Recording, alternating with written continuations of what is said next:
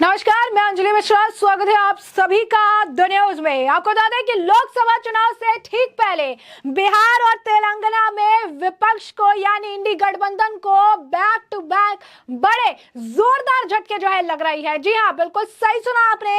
एक तरफ आरजेडी के विधायक हैं भरत बिंद, जिन्होंने विधानसभा की कार्रवाई के दौरान ही पाला बदल लिया और अब बीजेपी में शामिल हो गए हैं।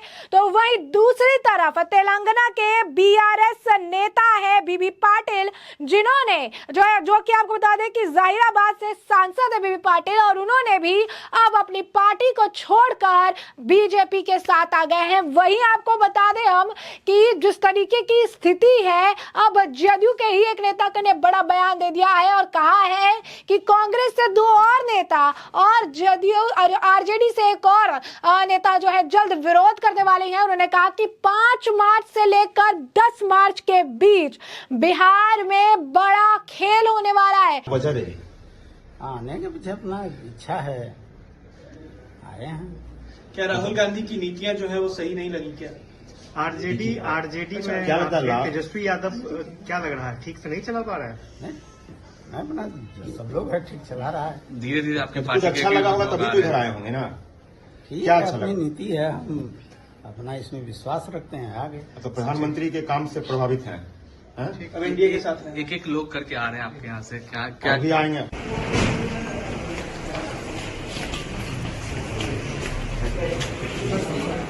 क्या आप भाजपा के साथ आ गए? जी हाँ, बिहार में बड़े खेल की जो आशंका है उन्होंने जताई है। क्या है माजरा, विस्तार से समझेंगे। सबसे पहले बात कर लेते हैं कि भरत बिंद ने किस तरीके से जो है पाला बदला है और किस तरीके के रिएक्शंस जो है आ रही हैं। तो भारतीय जनता पार्टी ने बिहार में राष्ट्रीय जनता दल को एक और जोरदार झटका दिया है।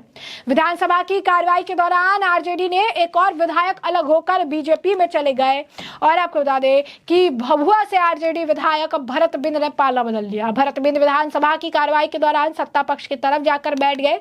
आरजेडी ने अब तक 7 विधायक टूटकर बीजेपी में शामिल हो चुके हैं। भरत बिंद 2020 के बिहार विधानसभा चुनाव से ठीक पहले उपेंद्र कुशवाहा की पार्टी से अलग होकर आरजेडी में आए थे और अब आरजेडी से अलग होकर बीजेपी का हिस्सा बने हैं।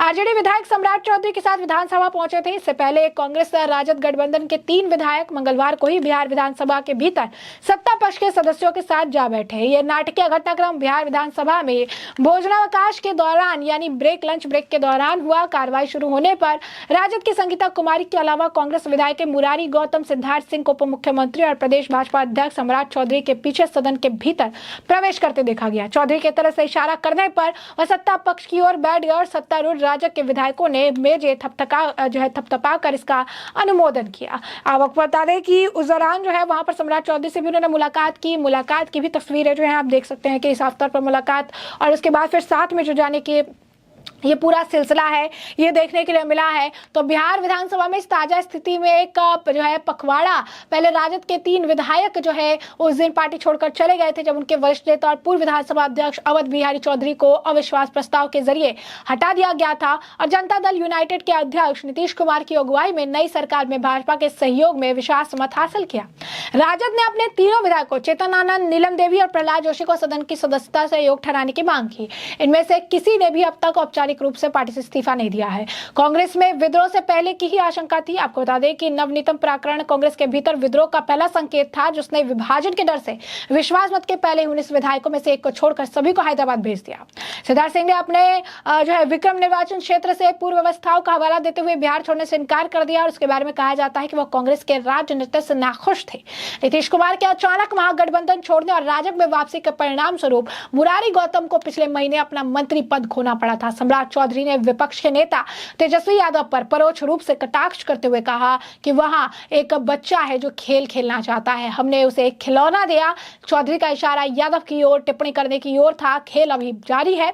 और वही तेजस्वी यादव नीतीश कुमार के पलटी मारने का परिणाम स्वरूप उप मुख्यमंत्री का पद खोने के बाद भाजपा और जदयू में विद्रोह की भविष्यवाणी जो है की थी। अब ऐसे में लोकसभा चुनाव से पहले तेलंगाना में अगर आप देखेंगे तो बड़ा खेल हो रहा है, लेकिन जिस तरीके से बिहार में ये बड़ा खेल हुआ है उसके बाद तरह तरह के रिएक्शन आना होना लाजमी है, क्योंकि इस मामले को लेकर जैसा कि हमने आपको बताया कि विपक्ष जो है बौखला गई है कि किस तरीके से तुरंत जो है पाला बदला गया है और पाला बदल कर काफ़ी सारी चीज़ें इधर से उधर होती हुई नज़र आ रही है। अब इसी बीच अगर आप देखेंगे तो कहीं ना कहीं काफ़ी कुछ बड़ा बदलाव जो है देखने के लिए मिल रहा है, काफ़ी सारी चीज़ें जो है देखने के लिए मिल रही है। ऐसे में कांग्रेस के जो नेता हैं विजय शंकर दुबे, उन्होंने भी इस मामले को लेकर अपनी राय रखी है। क्या कुछ कह रहे हैं विजय शंकर दुबे जी, जरा सुनिए। देखिए, एनडीए के भारतीय जनता पार्टी सत्तानशीन है और भारतीय जनता पार्टी एन केन प्रकेन दुनिया के सभी प्रकार के प्रलोभन दे करके विधायकों को तोड़ रही है।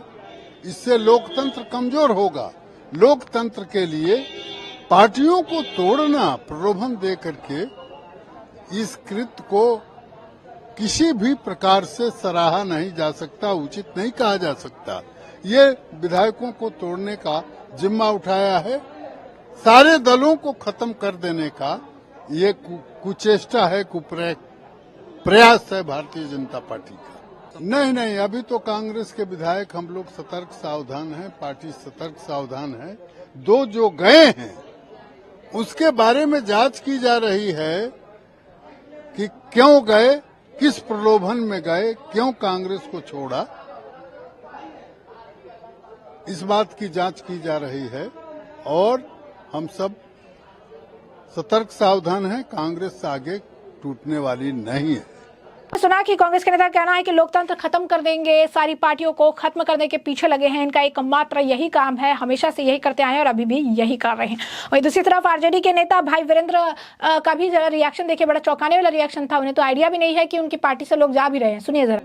कौन नाम सुना हुआ लग रहा है लेकिन पहचान नहीं रहे हैं। आप ही के पार्टी के विधायक? नहीं, हमको जानकारी नहीं है। भभुआ से विधायक? हाँ, भभुआ लगता था एगो, वो चला गया क्या? एनडीए में चले गए। अब जगता बाबू से बात करेंगे, उनके जिला का मामला है। क्या कारण जगता बाबू के जिला के लोग ज्यादा जा रहे हैं? अब पता नहीं अब किस कारण से जा रहा है, हम नहीं जानते हैं और नहीं जाना चाहिए इस तरह से।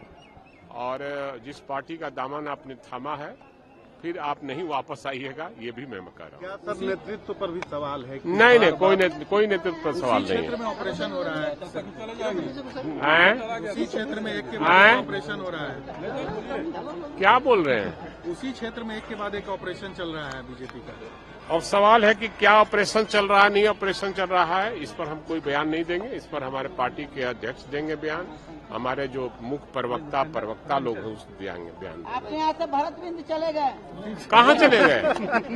कहाँ चले गए? बीजेपी की तरफ चले गए? नहीं, हम तो देखा नहीं है, देखेंगे तो बताएंगे। कुछ बुलवाइए नहीं, अभी आज अंतिम दिन है, आज हमको ऐसे ही रहने दीजिए। नहीं तो रूपेंद्र जी तो हमको तो इतना बुलवा दिए कि उन कई और सही बात भी मैं बोला था, इसलिए मत बुलवाइए। तो सही बोलते हैं, उसी से न पूछ रहे हैं। हमेशा बोलता रहूंगा, सही बोलने के लिए जाना जाता है भाई वीरेंद्र। जैसा कि आपने सुना, उन्होंने कहा कि वो चला गया, कब गया, कहाँ गया, कैसे चला गया, काहे चला गया। तो इस तरीके के सवालों मीडिया उस वाले से ही उल्टा पूछते नजर आए, क्योंकि उन्हें आइडिया ही नहीं है कि उनके पार्टी से लोग छोड़ रहे हैं और इसके पीछे का कारण क्या है। अब चलिए बात कर लेते हैं तेलंगाना की। तो लोकसभा चुनाव से पहले तेलंगाना में बीआरएस को भी बड़ा झटका लगा है। जहीराबाद सांसद बीबी पाटिल ने बीजेपी ज्वाइन कर ली है। तो लोकसभा चुनाव 2024 से पहले तेलंगाना में बीआरएस को बड़ा झटका लगा है। जहीराबाद के वर्तमान सांसद भीमराव बसंतराव पाटिल ने दिल्ली के भारतीय जनता पार्टी ज्वाइन कर ली है। दिल्ली में बीजेपी के नेता और केंद्रीय मंत्री राजीव चंद्रशेखर और पार्टी के सचिव तरुण चुग की मौजूदगी में बीबी पाटिल बीजेपी में शामिल हुए। बीबी पाटिल पहले ही अपनी बीआरएस पार्टी से इस्तीफा दे चुके थे। उन्होंने केसीआर को पत्र लिखकर पार्टी की सदस्यता से इस्तीफा दे दिया। उन्होंने पत्र में जहीराबाद के लोगों की सेवा करने के लिए आभार भी व्यक्त किया था। तेलंगाना से बीआरएस सांसद भी बीजेपी में शामिल हुए। इससे पहले तेलंगाना से बीआरएस के वर्तमान लोकसभा सांसद पोंगुथली रोमुले ने बीजेपी का दामन थामा था। नई दिल्ली में बीजेपी कार्यालय में सांसद पोथुगति रामुलु के अपने बेटे भरत और 3 अन्य बीआरएस नेताओं के साथ केंद्रीय मंत्री राजीव चंद्रशेखर ने पार्टी में शामिल कराया था।